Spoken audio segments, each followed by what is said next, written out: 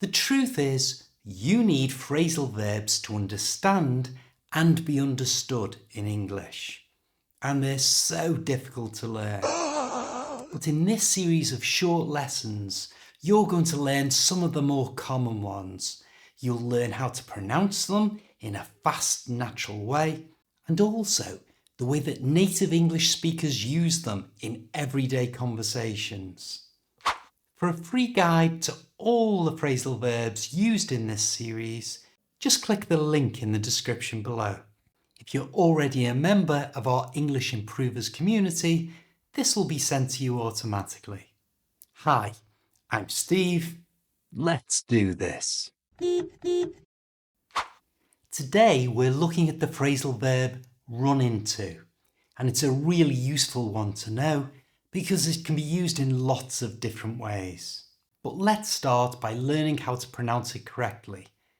And we can join these two words together simply by moving the n from the end of run to the front of into. So run into becomes run into. And at normal speed, run into. You try, run into.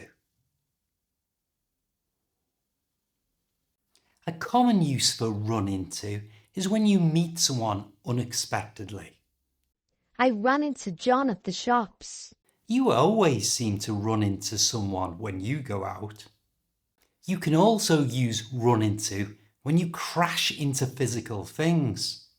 What happened to you? My car ran into a tree. Run into is perfect when you face an unexpected problem or other difficulties. How's it going? I think we might run into some issues with this project. Listen to this phrasal verb run into in action. Guess who I ran into today at the supermarket? I've no idea who.